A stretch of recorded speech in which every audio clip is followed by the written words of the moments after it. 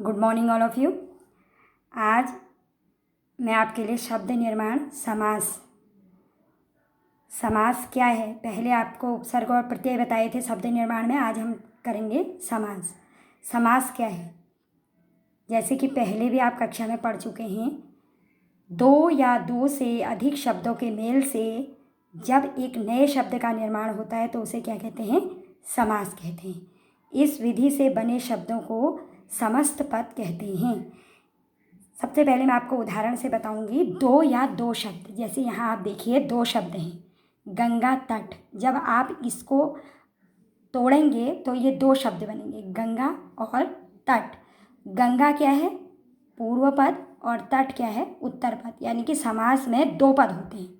पहला जो होता है वो पूर्व पद कहलाता है और दूसरा जो है वो उत्तर पद कहलाता है। तो जो पूर्व पद है वो गंगा है और तट जो है वो उत्तर पद है। जब हम इन दोनों को मिलाते हैं तो हमें एक नया शब्द मिलता है, गंगा तट। गंगा का अलग अर्थ है और तट का अपना एक अलग अर्थ है, लेकिन जब आपने इन दोनों को जोड़ दिया, इन दोनों के मेल से एक नए शब्द का निर्माण हुआ, उसी को क्या कहते हैं? समास कहते हैं। आपको स्पष्ट हुआ? गंगा तट, पूर्व पद, उत्तर पद, दोनों के मिलने से जब एक नए शब्द का निर्माण होता है तो उसे समास कहते हैं। अब इस गंगा तट का जब आप विग्रह करेंगे तो गंगा का तट, विग्रह का अर्थ होता है इसका जब आप विग्रह तोड़ के जब आप इसको विच्छेद करेंगे तो ये गंगा का तट हो जाएगा, ये आपका विग्रह हो जाएगा। अब हम चलते हैं समास के भेद। समास के मुख्य 6 भेद होते हैं: तत्पुरुष समास, द्वंद्व समास, अव्ययी भाव समास, द्विगु समास, कर्मधारय समास और बहुव्रीहि समास। ये समास के क्या हैं? 6 भेद हैं। इन 6 भेदों में सबसे पहले आएगा तत्पुरुष समास।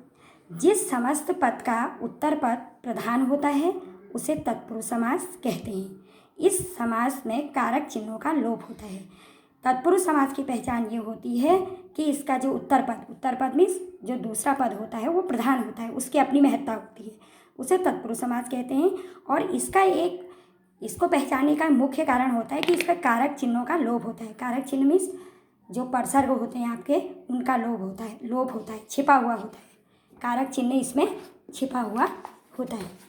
अब यहाँ जैसे कि कुछ समास हैं, तत्पुरुष समास के भी 6 भेद होते हैं: कर्म तत्पुरुष, करण तत्पुरुष, संबंध तत्पुरुष, अधिकरण तत्पुरुष और कर्मधारय तत्पुरुष, अधिकरण।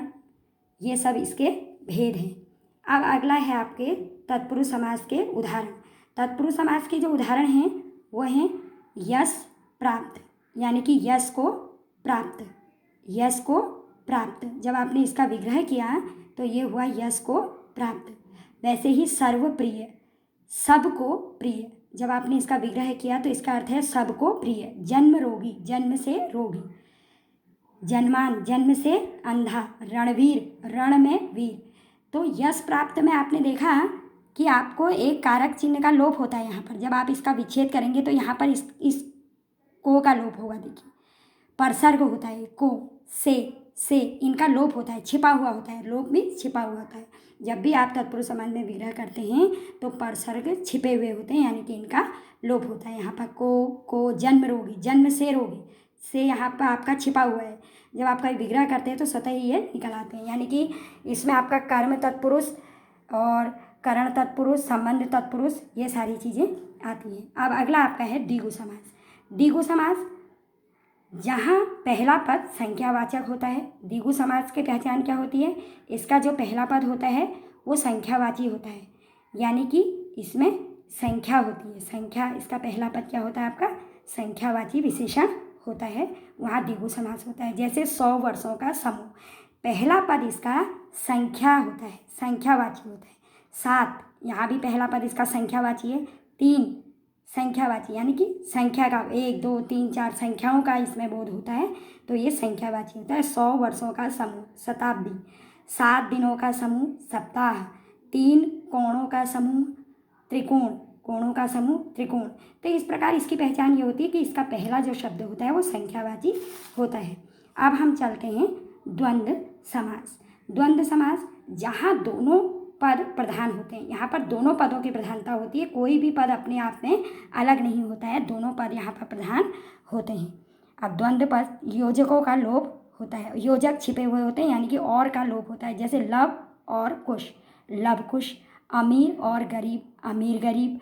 तो यहाँ पर द्वंद्व में क्या होता है, दोनों पद प्रधान होते हैं और बीच में और छिपा हुआ होता है। इसके बाद हम आगे चलते हैं। अगला हमारा है रात और दिन, रात दिन, राधा और कृष्ण, राधा कृष्ण, यानी कि आपका ये और इसमें योजक छिपा हुआ होता है। अब अगला है कर्मधारय समास, जहाँ दोनों शब्दों के बीच विशेषण, विशेष्य अथवा उपमेय उपमान का संबंध हो, वहाँ कर्मधारय समास होता है। इस समास की पहचान ये होती है कि इसका जो पहला आपका शब्द होगा वो दूसरे शब्द की विशेषता को बताएगा, यानी कि यहाँ पर विशेषता देव, इस देवता की विशेषता है कि वो महान है। नीलकमल, कमल की विशेषता है, कमल की विशेषता है कि वो नीला है। महापुरुष, पुरुष की विशेषता है कि वो महान है। कंठ, नीला है जो कंठ, कंठ की विशेषता है कि वो नीला है। तो इस प्रकार आपके यानी कि कर्मधारय में जो दूसरा पद होता है, पहला पद उसकी विशेषता को बताता है। जैसे नीलकमल, यहाँ पर नीलकमल की विशेषता को नीला, नीला है जो कमल, नीला बता रहा है कि कमल की विशेषता है कि वो नीला है। तो इस तरह कर्मधारय। अव्ययी भाव, जिस समस्त पद का पहला पद अव्यय हो, इसका पहला पद क्या होता है, अव्यय होता है, वही प्रधान होता है, उसे अव्ययी भाव समास कहते हैं। अव्ययी भाव में क्या होता है, पहला आपको उपसर्ग मिलेंगे इसमें, यथाशक्ति, शक्ति के अनुसार यथा उपसर्ग है, देखिए प्रतिदिन, हर दिन, प्रति उपसर्ग है, भरपेट, पेट भरकर, रातों रात, रात ही रात में। तो यहाँ पर ये अव्ययी भाव। अगला है बहुव्रीहि समास, इसका कोई भी पद प्रधान नहीं होता है, इसका कोई भी पद प्रधान नहीं होता है, पूर्व और उत्तर दोनों मिलकर एक नया पद, एक अन्य पद का निर्माण करते हैं, जो स्वतः ही आपका निर्माण होता है। जैसे लंबोदर, लंबा है उधर जिसका गणेश, त्रिनेत्र, तीन है नेत्र जिसके शिव, पीताम्बर, पीला है अंबर जिसका श्री कृष्ण। यानी कि यहाँ पर जब आप विग्रह करेंगे तो स्वतः ही एक नए शब्द का निर्माण होता है। तो इस प्रकार आपके ये 6 समास हैं।